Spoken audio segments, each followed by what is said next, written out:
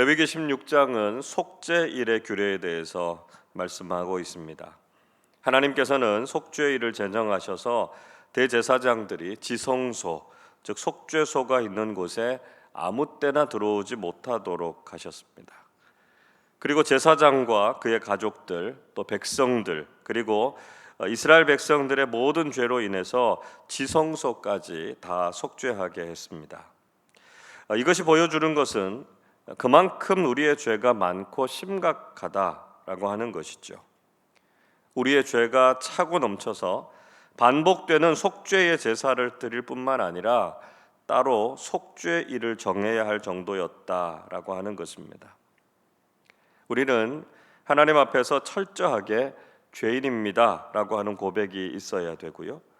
우리의 죄의 문제를 가지고 하나님 앞에 나아가야 되는 존재다라고 하는 것을 인정해야 된다는 것이죠. 그렇게 속죄일의 제사를 드리고 나면 그 제사에 참여했던 사람들도 역시 정결하게 해야 했습니다. 23절 말씀 보시면 아론은 속죄일의 의식을 마친 후에 회막에 들어가서 지성소에 들어갈 때 입었던 세마포 옷을 거기에 벗어두었습니다. 그리고 24절에서는 거룩한 곳에서 자신의 몸을 씻고요, 자기의 옷을 입고 나와서 번제를 드려야 했습니다. 자, 여기에서 말씀하고 있는 거룩한 곳이라고 하는 곳은 지성소와 성소가 있는 성막의 본체를 가리키는 것은 아닙니다. 성막의 본체와 구별되어져서 제사장들이 씻을 수 있는 장소가 따로 있었던 것이죠. 이 속죄일의 의식을 다 마치고 난 이후에도 다시 대제사장들이 자신의 직무를 다하기 위해서 정결하게 해야 했던 이유가 무엇이었을까요? 그것은 인간이 본질적으로 죄인이다라고 하는 것을 보여주는 것입니다. 인간이 아무리 속죄의 제사를 드려서 자신의 죄를 씻어도 또 속죄일이라고 하는 특별한 의식을 통해서 죄의 문제를 해결하려고 해도 인간 안에 있는 죄성은 사라지지 않는다라고 하는 것이죠. 늘 인간은 자신이 죄인임을 고백하면서 하나님께서 정결하게 해주시는 은혜를 구하면서 살아야 한다는 것입니다. 우리가 예수를 믿는다고 해서 또 예배를 열심히 드린다고 해서 우리 스스로가 하나님 앞에서 의로워지는 것이 아닙니다. 여전히 우리가 죄인임을 고백하고 겸손한 예배자로 살아야 한다는 것이죠. 날마다 예수 그리스도의 보혈의 은혜를 의지하고 깨끗하고 정결하게 되어서 하나님께서 보시기에 합당한 믿음의 사람들로 살아가실 수 있기를 바랍니다. 또 아사셀 염소를 보낸 사람도 자신의 옷을 빨고 자신의 몸을 씻어야 했습니다. 26절은 이렇게 말씀하지요. 염소를 아사셀에게 보낸 자는 그의 옷을 빨고 물로 그의 몸을 씻은 후에 진영에 들어갈 것이며 말씀하고 있습니다. 아사셀 염소를 광야로 보낸 사람이 자신을 정결하게 해야 하는 이유가 무엇이었을까요? 어떤 학자들은 이렇게 설명합니다. 아사셀 염소에게 백성들의 모든 죄가 다 전가가 됐다는 거죠. 그래서 아사셀 염소가 부정해졌다는 것입니다. 그래서 아사셀 염소와 접촉한 사람도 역시 부정해졌기 때문에 그 사람도 정결하게 해야 된다, 이렇게 설명합니다. 그러나 속죄의 제물에 접촉했다라고 해서 부정해지지는 않습니다. 또 이것은 아사셀 염소가 신약에서 예수 그리스도의 구속을 상징한다, 이렇게 보기 때문에요. 아사셀 염소가 부정하다라고 하는 것은 신약에서 예수 그리스도께서 부정해지셨다라고 하는 것을 의미하는 것이기도 하기 때문에 사실 적절한 설명이라고 하기는 어렵습니다. 자, 그러면 왜 이렇게 해야 했을까요? 아사셀 염소를 보낸 사람이 자신을 정결하게 해야 했던 중요한 이유는 그가 진 밖으로 나갔다가 다시 진영으로 돌아왔기 때문이었습니다. 그래서 진영 밖으로 나갔던 사람이 다시 거룩한 이스라엘의 진영으로 돌아오기 위해서는 반드시 옷을 빨고 몸을 씻어야 했다라고 하는 것이죠. 오늘 27절과 28절의 말씀도 보시면 속죄제의 수송아지와 염소의 가죽, 고기 그리고 배설물을 진영 밖에서 처리했던 사람이 다시 들어올 때도 옷을 빨고 몸을 씻으라 이렇게 말씀하고 있죠. 자, 그걸 보면 진영을 떠났던 사람은 진영으로 돌아올 때 자신을 정결하게 해야 한다라고 하는 것을 보여주고 있습니다. 이것이 의미하고 있는 중요한 뜻이 무엇이겠습니까? 이것은 하나님의 백성에게 있어서 믿음의 공동체가 얼마나 소중한가라고 하는 것을 말씀하고 있습니다. 우리는 믿음의 공동체를 떠나서는 안 되고요. 우리 공동체를 거룩하고 정결하게 지키는 것이 중요하다는 것을 알아야 됩니다. 우리가 공동체 중심적인 신앙생활을 해야 되고요. 믿음의 공동체를 소중하게 여길 줄 아는 신앙인들이 되실 수 있기를 바랍니다. 16장 마지막에서는 속죄일의 규례에 대해서 다시 정리해 주고 있습니다. 29절 보십시오. 너희는 영원히 이 규례를 지킬지니라. 일곱째 달 곧 그 달 10일에 너희는 스스로 괴롭게 하고 아무 일도 하지 말되 본토인이든지 너희 중에 거류하는 거류민이든지 그리하라 말씀합니다. 속죄일은 매년 일곱째 달 10일에 한 번만 대제사장이 성소에 들어가서 지켜야 했습니다. 유대인의 원력으로 일곱째 달이라고 하는 달은요, 현재의 9월이나 10월 정도에 해당됩니다. 히브리 원력의 이름으로는 티슈리월 이렇게 부릅니다. 자, 이때 이 시기는요, 팔레스타인 지역에서 이른 비가 내리는 시기였습니다. 추수 후에 새로운 파종을 위해서 땅을 경작하는 가을 정도 됐던 시기였다 이렇게 설명합니다.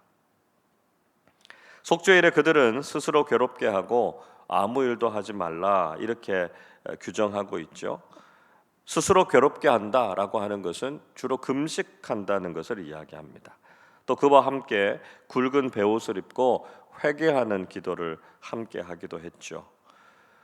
그래서 다윗은 시편 35편 13절에서 이렇게 말씀합니다. 나는 그들이 병들었을 때에 굵은 베옷을 입으며 금식하여 내 영혼을 괴롭게 하였더니 내 기도가 내 품으로 돌아왔도다 이렇게 말씀합니다. 자신을 괴롭게 한다라고 하는 것이 금식하고 회개함으로 기도하는 것이다라고 하는 것을 가리키고 있는 것이죠. 그리고 속죄일은 이스라엘 백성들만이 아니라 타국인들도 모두 지켜야 했습니다. 왜냐하면 모든 사람들은 다 속죄의 은혜가 필요한 사람들이기 때문이었습니다. 그리고 이것은 장차 혈통이나 민족의 배경과는 상관없이 모두가 다 하나님의 백성이 될 것이다 라고 하는 비전을 보여주고 있는 것이죠. 예수 그리스도 안에서 유대인들이나 이방인들이나 가까운 곳에 있는 사람들이나 먼 데 있는 사람들이나 교회로 하나 될 것이다 라고 하는 것을 우리에게 잘 보여주고 있습니다. 이 속죄일의 규례를 통해서 모든 죄에서 정결하게 될 것이다 이렇게 선포하고 있습니다. 30절 말씀 같이 읽어보겠습니다. 이날에 너희를 위하여 속죄하여 너희를 정결하게 하리니 너희의 모든 죄에서 너희가 여호와 앞에 정결하리라. 하나님께서는 이 속죄일을 지킴을 통해서 이스라엘 백성들이 모든 죄에서 정결하게 될 것이다 이렇게 약속해 주셨습니다. 이 말씀은 하나님 안에서는 해결되지 못할 죄가 없다라고 하는 것이죠. 아무리 우리의 죄가 크고 심각하다고 하더라도 하나님의 은혜와 십자가의 능력 안에서 씻음받지 못할 죄가 없다는 것입니다. 그래서 이사야 선지자는 이사야 1장 18절에서 이렇게 말씀하지요. 여호와께서 말씀하시되 오라 우리가 서로 변론하자. 너희의 죄가 주홍 같을지라도 눈과 같이 희어질 것이요 진홍같이 붉을지라도 양털같이 희게 되리라 말씀합니다. 하나님께서는 그 어떤 죄라도 정결하게 하신다는 것입니다. 하나님 안에서 모든 죄를 씻음 받고 정결한 믿음의 사람들로 살아가실 수 있기를 바랍니다. 하나님께서는 속죄일의 규례를 말씀하시면서 죄의 문제가 해결되어야만 우리가 참된 안식을 누릴 수 있다 말씀하셨습니다. 31절 같이 읽어보겠습니다. 이는 너희에게 안식일 중에 안식일인즉 너희는 스스로 괴롭게 할지니 영원히 지킬 규례라.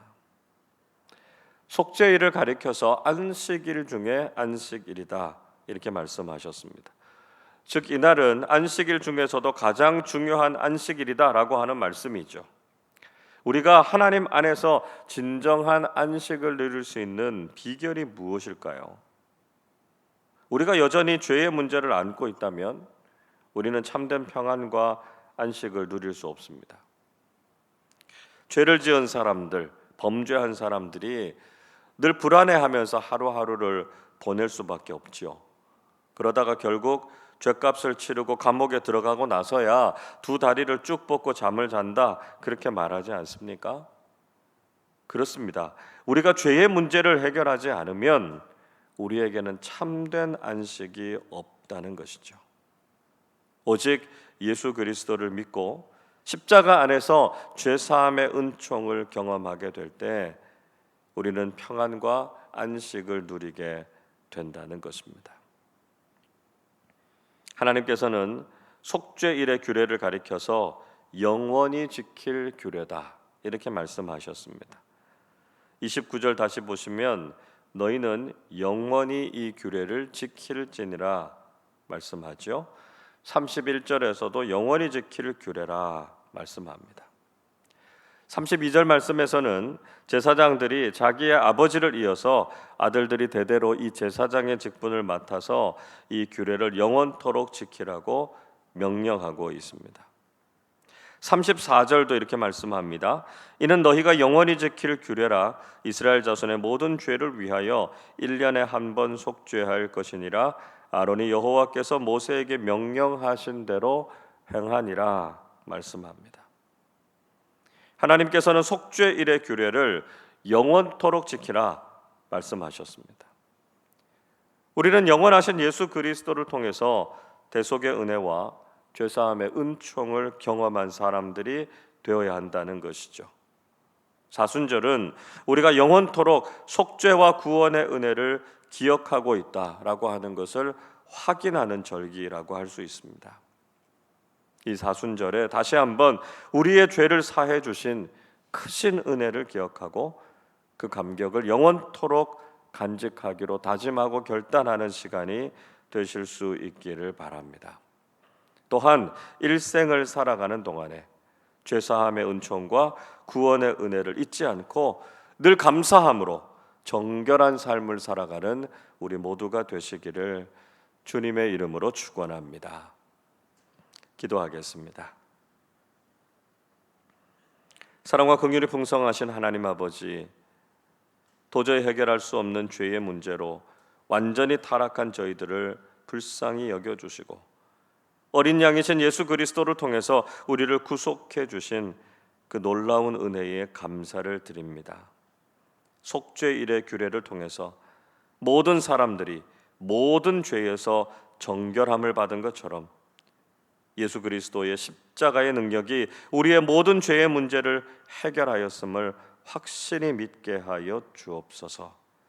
우리가 영원히 그 사랑과 은혜를 잊지 않게 하시고 구원의 감격과 감사를 기억하면서 살게 하여 주옵소서.